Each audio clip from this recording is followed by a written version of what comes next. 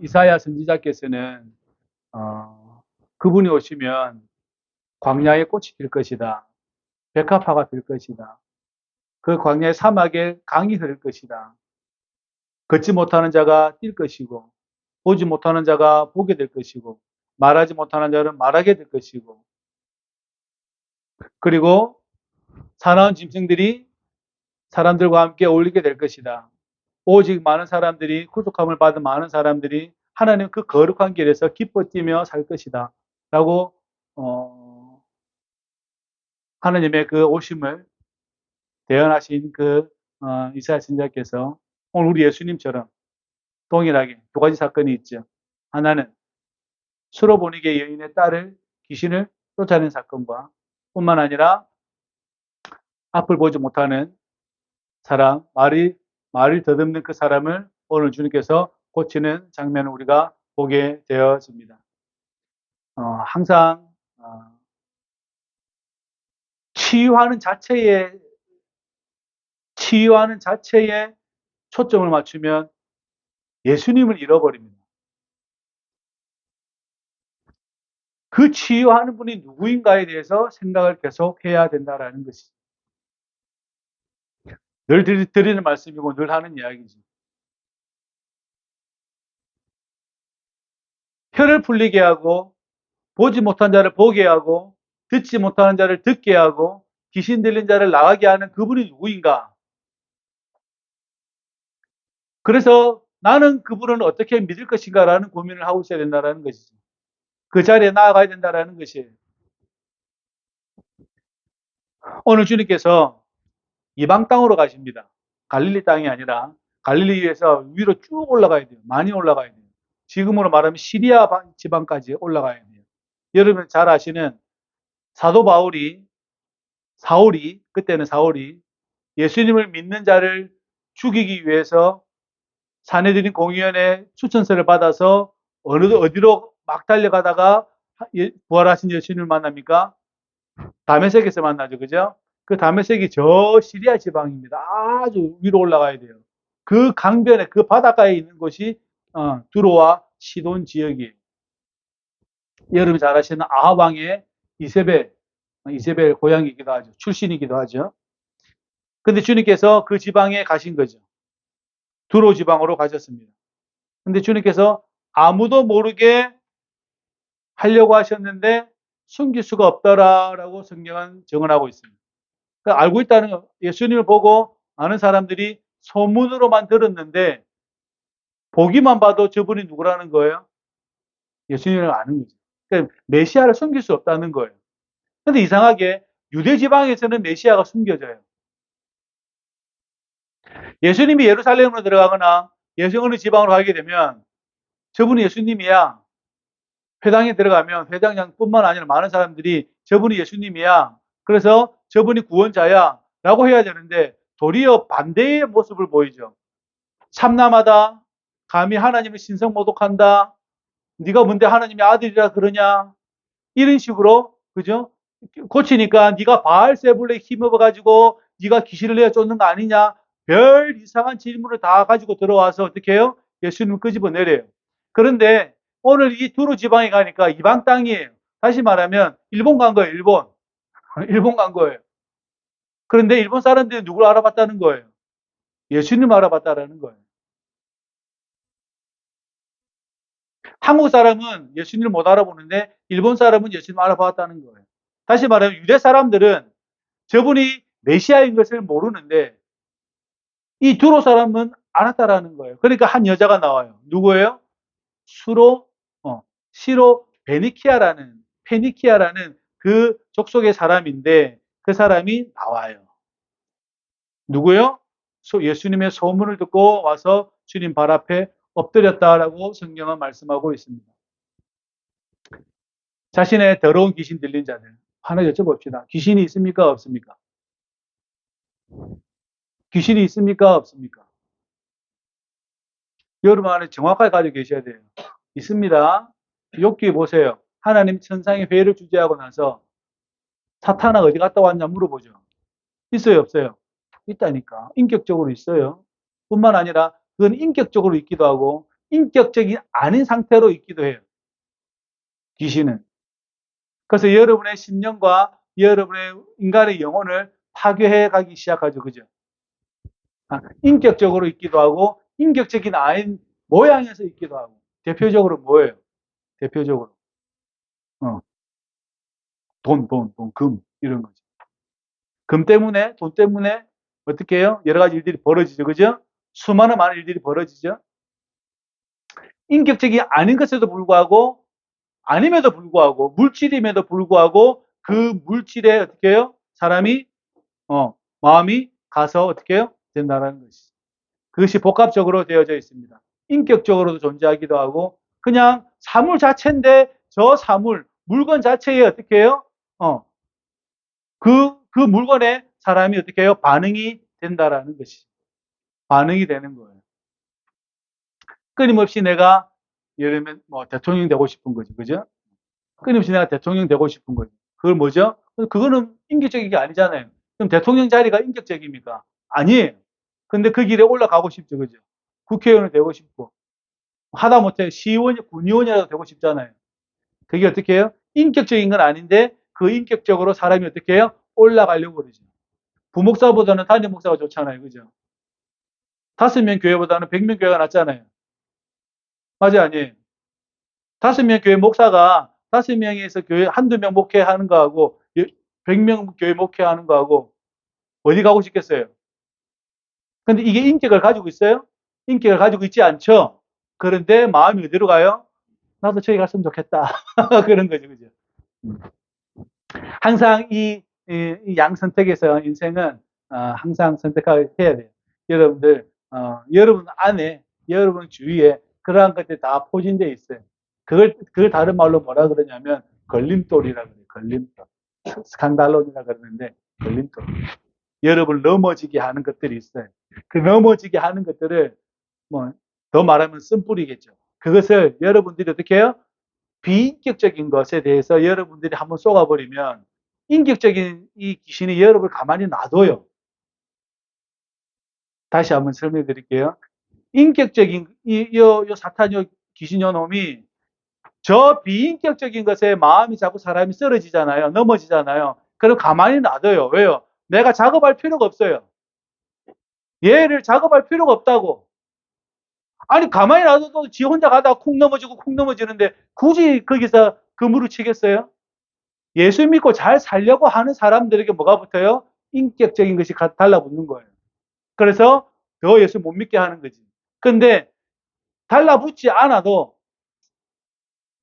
가만히 놔둬도 혼자 잘 쓰러지고 잘 자빠지고 함정에 잘 넘어지고 그물에 잘 걸리는 그 사람을 덮을 이유가 없죠.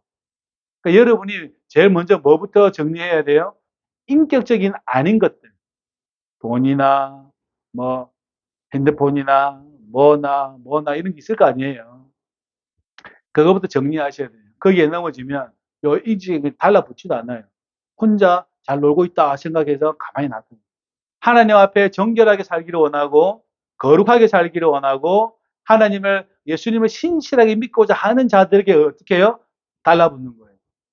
그래서 괴롭게 하는 거예요. 여러분 한밤중에 공동묘지에 가서 기도한다고 생각해 보세요. 마음이 어때요? 즐거워요? 그럼 좋은 게 괜찮은 분이에요. 여러분이 한밤중에 한 새벽 한 2시나 3시나 돼서 오늘 저기 공동묘지 가서 기도해야지. 마음이 어떻게 해요? 즐거워요? 즐거우면 여러분 신앙생활 잘하는 거예요. 근데 난 한밤중에 한밤중은 무덤은 둘째치고 한밤중에 가서 기도해야지, 산에 가서 기도해야지. 그것마저도 마음이 쿵 떨어지면 생각 다시 해야 되지, 그죠? 한 걸음 더 나가서 무덤가에 가서 난 기도해봐야지. 무덤 가면 따뜻하고 좋습니다. 한국의 모든 무덤은 제일 좋은 명당 자리예요. 제일 따뜻한 곳이에요. 그래서 군인 교육 받을 때요. 군대 교육 받을 때 만약에 산에서 내가 조난을 당했다. 어디 가야 돼요? 무덤가로 가야 돼요. 왜요? 따뜻한 남향으로 되어 있거든. 한국의 모든 무덤가는. 그리고 다 풀밭으로 되어 있잖아요. 무덤을 등 지고 이렇게 판초에 들고 있으면 따뜻해요. 내가 무덤 가서 기도해야지. 마음이 여러분이 즐겁다면 신앙생활 잘하는 거예요. 그러니까 영광스러운 거죠. 왜요? 그것이 큰 문제가 아니다라는 것을 여러분들이 알고 있기 때문에 그렇습니다. 같이 한번 가실까요? 다음에 우리 다 같이 가실까요? 그렇잖아요. 왜요? 그것이 여러분들에게 아무 문제가 없어야 여러분들이 세상에서 승리하고 극복하고 살아간다라는 것이죠. 지금 더러운 귀신 들린 딸이 있습니다. 이 동네는 바알 신을 섬기는 우상을 섬기는 동네예요. 우상을 섬기는 동네에서 살아있는 이 딸에게 귀신이 들린 거죠. 내가 교회 다니지 않고 내가 다른 곳에 다닌다고 생각해 보세요. 귀신이 들릴까요, 안 들릴까요? 들리죠. 그러니까 예수 믿으면 그 귀신이 나간다는 말이 맞는 거예요. 맨날 절간에 다닌 애가 그 마음 안에 귀신이 없겠냐고요. 아니, 이방 땅에서 그 귀신이 안 들리겠냐고요. 사도들이 온 이방 땅에 나가서 예수님을 전했어요. 죽었어요, 살았어요? 다 순교하셨죠. 왜요? 예수의 이름으로 가니 누가 진동이 돼요? 거기 있는 사람들과 그 영역, 그 영의 그 동네가 진동하는 거예요. 누구를 죽여요? 순교자를, 그 사도들을 죽여버리는 거죠. 그런데 그 죽이는 것으로 어떻게 해요? 싹이 나가지고 어떻게 되죠? 점점점 더 퍼져 나갔던 거죠. 죽인다고 해결될 줄 알았는데 죽인다고 해결이 안 되더라는 이야기죠. 누가 진동해요? 그 땅에 있는 사람들이 진동하는 거예요. 견딜 수가 없는 거죠. 예수 이름으로. 왜냐하면 자기 안에 뭐가 있어서 그래요? 귀신이 들려있으니까. 그러니까 여러분, 특히 우리 친구들 잘 들으세요. 내가 교회 이외에 다른 곳에서 내가 뭔 삶을 살아갈 때, 내가 어느 다른 지방에 갔을 때 반드시 교회를 가야 돼요. 왜 그렇습니까? 다른 데 가서 놀아보세요. 노는 게 뻔하잖아요. 노래방, 이렇게 놀아봤어요. 어떻게 돼요? 내 마음 안에 뭐가 들어와요? 살며시 물 들어오듯이, 물이 침투하듯이 살며시 내 마음 안에 뭔가가 작동하기 시작합니다. 나 들어간다, 이? 하고 쑥 들어가는 게 아니에요. 귀신이 나 들어간다, 이? 들어가는 게 아니라니까. 내가 그렇게 살다 보면 내 삶에 물 들어오듯이 싹 들어와요. 그 본인도 몰라요. 본인도 몰라. 그럼 이제 교회는 가기 싫고, 자꾸 뭐 하고 싶어요? 자꾸 노래방 가서 노래 부르고 싶고, 술 먹고 놀고 싶고, 뭐 이런 식으로 되는 거죠. 화도 치고 싶고, 도박하고 싶고, 어쨌든 뭐 막 하고 싶어요. 그러다 보면 어느새 자기 모습이 마귀로 변한 것을 보게 되는 거예요. 보세요. 이 더러운 귀신 들린 딸이 어디에 있었습니까? 두로 지방에 있었어요. 우상 땅이 뭐 배웠겠어요? 본 게 그거밖에 더 있겠어요? 그런데 누가 오냐면 예수의 소문을 듣고 그 딸의 어미가 온 거예요.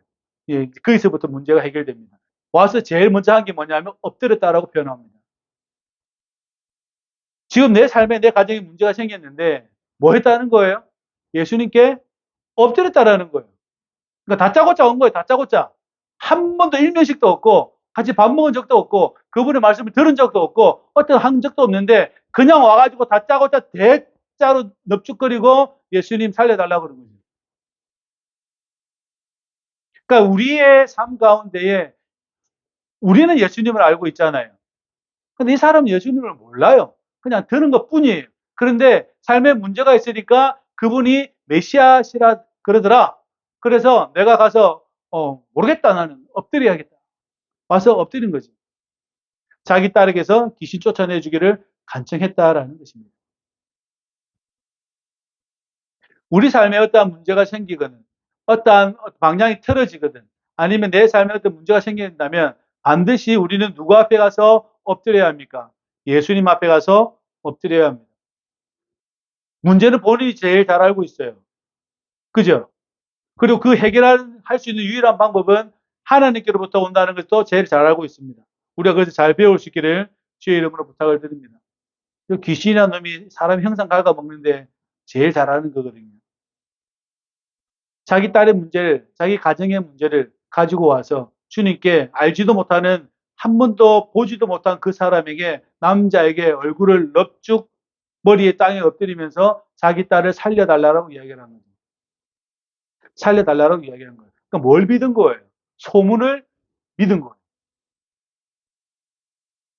소문을 믿은 거예요. 네, 소문을 믿어도 귀신이 나가잖아요. 소문을 믿어도 귀신이 나가죠. 우리 믿음이 얼마나 지금 잘 되고 있는지를 저와 여러분 한번 생각해 봐요. 소문만 믿어도 이런 일들이 벌어집니다. 근데 우리 주님께서 모진말을 하시는데, 모진말. 자녀의 떡을 취해가지고, 밥상에 있는 자녀의 빵을 취해서 이렇게 걔한테 먹어라 그럴 수는 없지 않냐. 자녀가 배불리 먹고 난 다음에, 뭐, 그 다음이겠지만, 자녀의 떡을 먹고 있는, 배불리 먹을 그 떡을 가지고 걔한테 줄 수는 없지 않냐. 이렇게 이야기해요. 모진 말이죠. 그죠? 누가 들어도 모진 말 아닙니까? 우리 주님 그런 말 하실 분이 아닌데 왜 이런 말 하셨을까? 그러니까 이 여자는 한술 더 뜹니다. 맞죠? 예수님 맞아요. 저는 개 같은 사람이에요. 근데 다 먹고 남은 그 빵 부스러기 그거 좀 주면 안 될까요? 이렇게 이야기해요.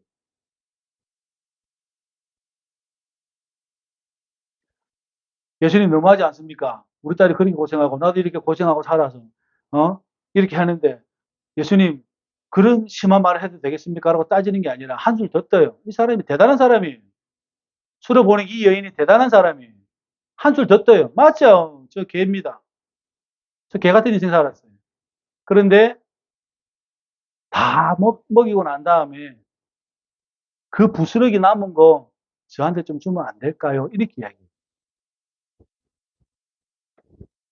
예수님 뭐라 그러죠? 네가 이 말을 했으니 돌아가라. 네 딸의 귀신이 나갔다. 이렇게 이야기해요. 결국은 이 여인은 뭘 먹은 거예요? 자녀의 떡을 먹은 거예요. 이 여인은 자녀의 떡을 먹은 거예요. 부스러기를 먹은 게 아니라 자녀의 떡을 먹은 거예요. 맞죠? 맞잖아요. 그죠?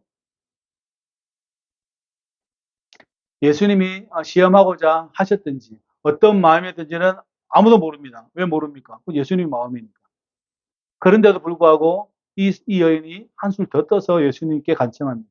맞습니다. 제가 개입니다. 저는 개 같은 인생을 살았습니다. 그런데 이 인생에서 구할 수 있는 분은 당신밖에 없습니다라고 지금 엎드려서 이야기하는 거예요. 엎드려서 그 이야기를 하는 거예요. 이 인생에서 구원할 수 있는 분은 당신밖에 없습니다. 당신밖에 없습니다. 그러니까 주님께서 너는 그 말을 했으니 돌아가라. 내 딸의 귀신이 나갔다. 그 여자가 집에 돌아가 본즉 아이가 침상에 누웠고 귀신이 나갔더라라고 주께서 오늘 복음은 우리에게 말씀하고 있습니다. 다시 주님께서 그 두로와 시돈 지방을 거쳐서 저 데가볼리를 지나서 다시 갈릴리 호수가에 옵니다. 오니까 사람들이 병든 사람을 데리고 와요. 어떤 사람이냐면 귀가 잘 안 들리고 귀가 먹고 말 더듬는 자. 옛날에는 이 번역이 좀 그랬는데 시각 장애와 청각 장애를 가진 분을 데리고 와서 안수하여 주기를 간청한 거죠. 그래서 주님께서 그 사람을 따로 데리고 와서 양 손가락을 귀에 대고 그다음에 침을 뱉어 그의 혀에 손을 대시며 하늘으로 탄식하시며 주님께서 말씀하시되 에바다라고 이렇게 주님께서 말씀하셨습니다. 열리라라는 뜻이죠. 그래서 그러더니 그 사람의 눈이 보이게 되고 그 사람의 혀가 풀리게 되고 듣지 못한 것이 들리게 된다라는 것을 오늘 성경을 우리에게 말씀해 주고 있습니다. 누구로부터 열렸다는 이야기입니까? 예수로부터 열렸다라는 거죠. 성경이 그걸 말하고 있어요. 내가 보지 못하고 있는 것과 내가 듣지 못하고 있는 것과 내 혀가 꼬여서 다시 말하면 내가 해야 할 말과 하지 말아야 할 말과 뿐만 아니라 그 혀가 뭉친 것뿐만 아니라 모든 상황을 누가 풀어주셨다는 이야기인 거죠. 예수님께서 풀어주셨다라는 것이죠. 우리의 삶에 가장 중요하게 여겨야 하는 것이 무엇입니까? 저와 여러분들은 예수를 믿는 이유가 하나님을 보고자 하기 때문에 우리가 믿는 거 아니에요. 하나님의 음성을 듣고자 해서 우리가 믿는 거 아니에요. 그 가장 중심에 누가 서 있다는 이야기입니까? 예수 그리스도께서 서 있다라는 거예요. 그분이 서 있다라는 거예요. 그러니 저와 여러분들이 늘 평소에도 예수님을 초청하고 예수님을 생각하고 예수님을 끊임없이 우리가 추구해야 된다는 것이 바로 여기에 있습니다. 내가 그분을 통해서 나의 귀가 열리고 나의 혀 맺힌 것이 풀리고 내 말이 분명해지길 원하기 때문에 그렇죠. 다시 말해 일상적인 것을 듣고 보고의 문제가 아니라 내가 하나님의 마음을 알고자 하고 하나님의 마음을 내가 듣고자 하기 때문에 그런 거죠. 그래서 요한복음 9장에 보면 태어날 때부터 앞에 안 보이는 사람에게 예수님이 고쳐줍니다. 그죠? 그러니까 바리새인과 서기관들이 얘네들이 와가지고 물어봐요. 어떻게 물어보냐면 너 누가 너 눈뜨게 있냐? 모른다. 왜 모릅니까? 눈을 감았으니 앞에 나를 고쳐준 사람이 누군지를 몰라요. 난 모른다. 이렇게 되는 거예요. 그러니까 이 사람들이 누구로 찾아가냐면 이 사람의 부모로 찾아가요. 네 아들이 원래 안 보이는 게 맞냐? 이렇게 물어봐요. 원래 안 보이는 게 맞냐? 그러니까. 원래 안 보였다. 태어날 때 그랬다. 근데 얘가 왜 눈 떴냐? 안 물어봐요. 그걸 왜 내한테 물어보냐? 왜냐하면 부모가 그 곁에 없었거든요. 그걸 왜 내한테 물어보냐고. 왜 우리한테 물어보냐. 고침을 받은 애한테 가서 물어보지. 고침을 받은 사람도 눈을 감고 있으니까 그 앞에 계신 분이 누군지 모르잖아요. 나도 모른다. 부모도 모른다. 이렇게 되는 거예요. 그러니까 부모가 하는 말이 그럼 왜 질문하는 이유가 당신도 그 당이 되려고, 예수를 따르려고 나한테 그렇게 질문하냐. 그러니까 이 사람들이 뭐라 그래요? 우리는 모세의 제자다. 이렇게 이야기하잖아요. 우리는 모세의 제자다. 이렇게 이야기해요. 우리가 예수의 제자가 아니라 우리는 모세의 제자다. 이렇게 한단 말이죠. 그리고 나서 우리 주님께서 요한복음 9장 말미에 뭐라고 이야기하냐면 너희가 본다고 하니까 제가 있다. 다시 말하면 너희가 시각장애를 가지고 있다. 이렇게 얘기해요. 눈은 멀쩡히 뜨고 있는데 뜨고 있는 그 바리새인들이 하는 예수님의 말씀이 너희가 시각장애를 가지고 있다. 너희들이 못 보고 있다. 오히려 못 본다고 하는 사람은 그것이 그대로다. 너희가 살아있다고 하는데 너희가 죽었다. 이렇게 이야기해요. 그러니까 여러분 생명을 예수님에서 설명하시기를 그렇게 설명해요. 나는 모세의 제자다. 그래서 우리는 하나님을 잘 보고 있다. 이렇게 이야기하는 게 예수님이 뭐라고 이야기하냐면 너희는 시각장애를 가지고 있다. 이렇게 이야기해요. 우리는 모세의 제자니까 우리는 생명을 가지고 있다. 율법을 잘 지켰으니까 생명을 가지고 있다. 이렇게 이야기하잖아요. 아니다. 너희들은 죽었다. 이렇게 이야기해요. 그러니까 예수님을 죽이려고 달라드는 거예요. 여러분 버젓이 눈 뜨고 있는데 여러분 보고 시각장애라고 생각하면 말하면 기분 좋겠어요? 안 좋겠어요? 나는 열심히 율법을 잘 지키고 왔는데 너희는 하나님을 보지 못한다. 시각장애다. 농아인이다. 청각장애를 가지고 있다라고 말을 하면 기분이 어떻겠냐고. 뿐만 아니라 너희는 죽었다라고 이야기해요. 사람이 멀쩡히 살아있는데. 사람이 이렇게 멀쩡히 살아있는데 다 죽은 것이라고 이야기해버려요. 누구를 믿는 자?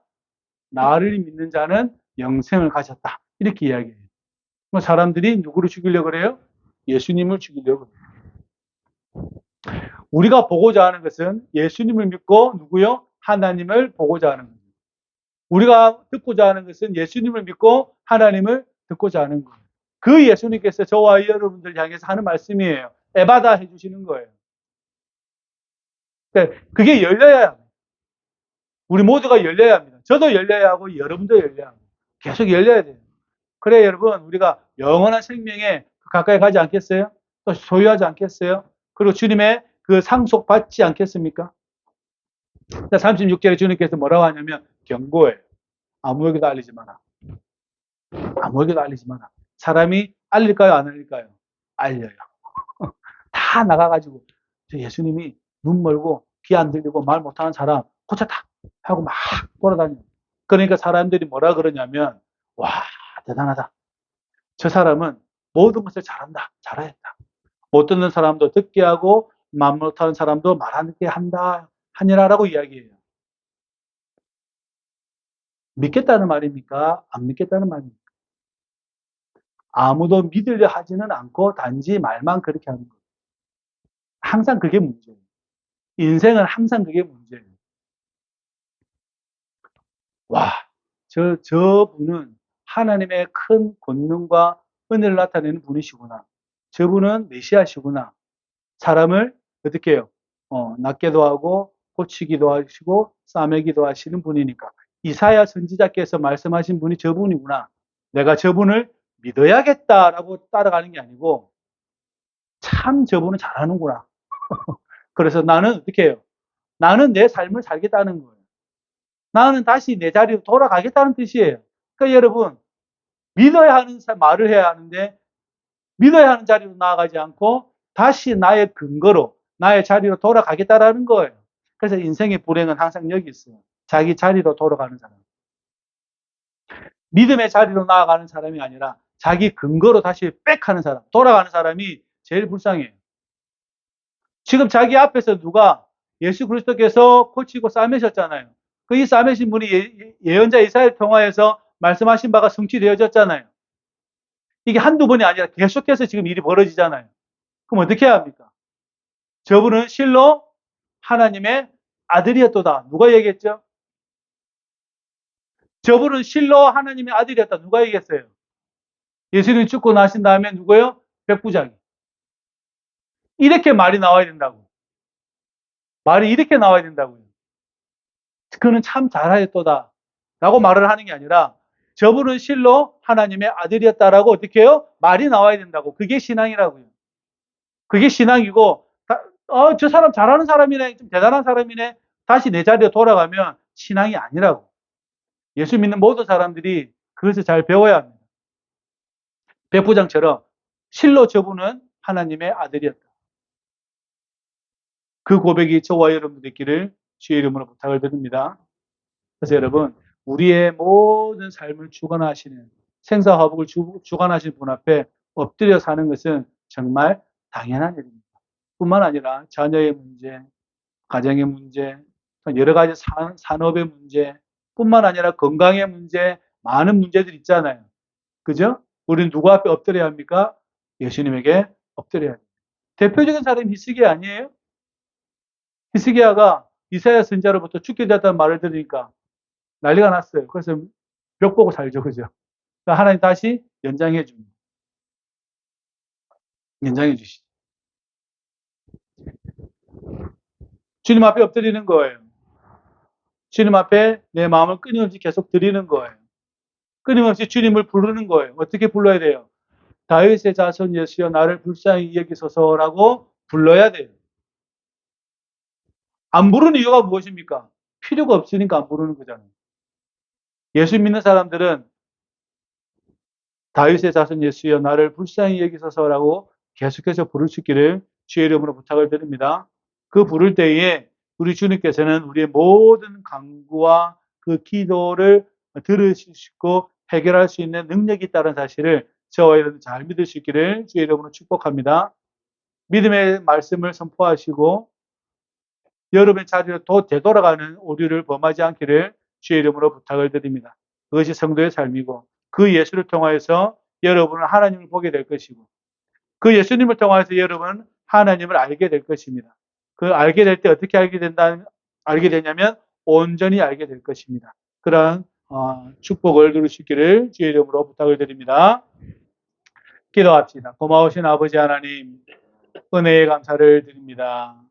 우리를 주 예수 그리스도로부터 선택하여 주시고 우리가 예수님으로부터 우리의 눈이 열리고 우리의 마음이 열리고 우리의 귀가 열리고 당신의 은혜를 받을 수 있도록 베풀어 주시니 참으로 감사를 드려옵나이다. 하나님, 우리가 다시 돌아가지 않게 하여 주시고 언제나 주님 앞에 믿음의 고백을 통하여서 한 걸음씩 나아갈 수 있도록 우리를 축복하여 주옵소서. 예수님의 이름으로 기도옵나이다. 아멘.